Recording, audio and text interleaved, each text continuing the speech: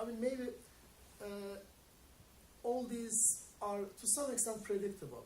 But what I tried to do in my articles and what I will still be doing in my book, I will try to put all these into a global shift perspective. Apart from my students, probably you are not completely aware what I am talking about. What does global shift perspective mean? It is somewhat related to the historical analysis of the economies, countries' positioning in the world. But there's always my first premise, my first explanation in order to explain the global shift perspective is there is always one world system. So nothing economically remains outside of the system. So whatever happens in this world, wherever in this world, was in this one single world system. But within this world system, all the economies, countries, multinationals, they all occupy different positions.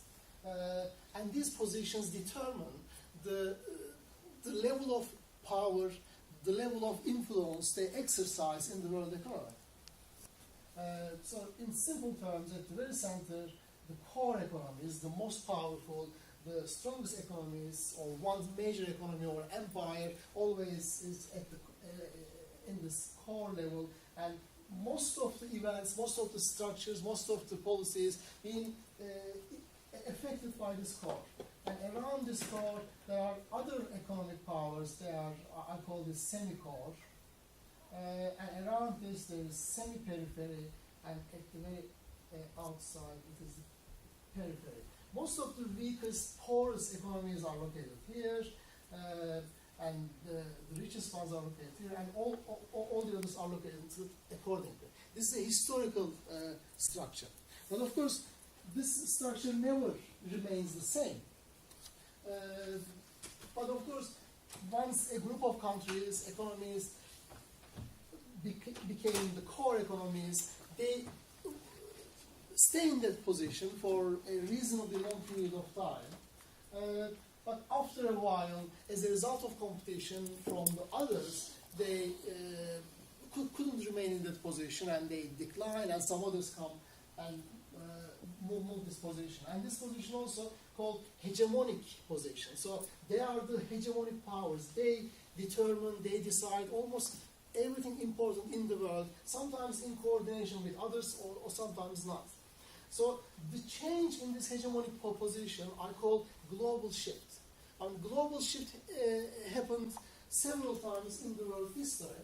It doesn't happen too often, but it happens like once a century, or most of the times once in 2 or 3 centuries. Once in a while it was China and India, the core economies, trading everyone, producing everyone, and determining all the conditions of trade and production in the world. And around 18th century, European colonial powers, they replaced China and India. China and India declined in economic strength, in political strength, and first Dutch Empire played this role, and then British Empire was the hegemonic power. And around the turn of the century, 19th to 20th century, the United States started to challenge the British Empire, and probably from around the Second World War onwards, officially the United States became the major core power. So now, currently, what I'm saying is, according to this picture, another global shift is happening. And what was happening the last 10, 15, 20 years, and what recently emerged as the global financial crisis and economic downturn, these were all the consequence of this global shift. Or in a way, I use another term, global fault lines, referring to almost earthquake kind of movements among the fault lines. And when the fault lines come and push each other, and there were sudden changes like earthquakes, and 2007-8 crisis was something like that. So in this global shift picture, if I put all what I told before about North Africa and Middle East, if I put them in that context, what does it mean? This global shift picture has a very important demographic dimension. So demography plays a very important role, because when used effectively, a country's population, large population, young population, is probably the most significant ingredient for any kind of economic progress. More than anything else, more than any other resource, even more important than oil. And this is exactly what is happening now.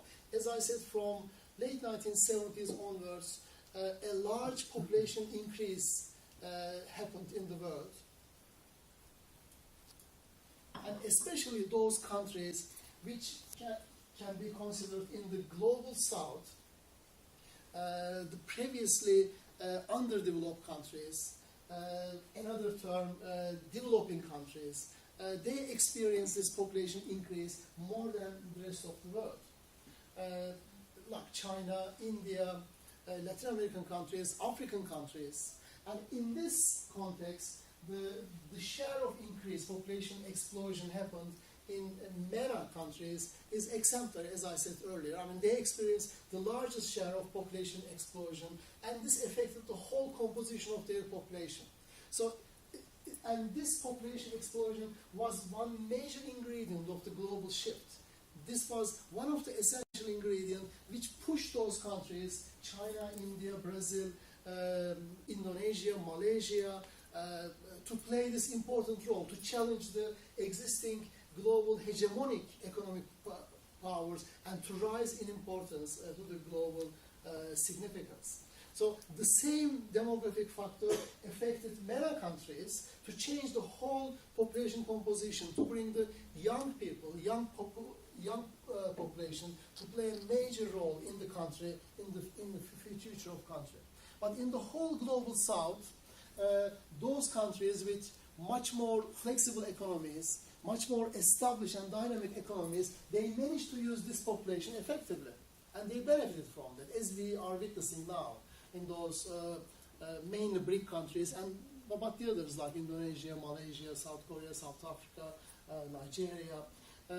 But those other countries, with, their economies was either too weak or too one-dimensional, as in these cases. They tried by introducing neoliberal measures very quickly, but of course these neoliberal measures brought their end much quicker, because they didn't bring essential benefits like providing jobs and providing increasing the production in the country, and in most of the cases the money was used just to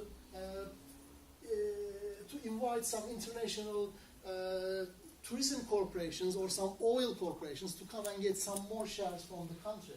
It didn't basically help the local population, and maybe just a small group of elite benefited from this within the country. So in this sense, this Arab Spring chaos is kind of result of the global shift, the population explosion part of the global shift. So this is basically my argument.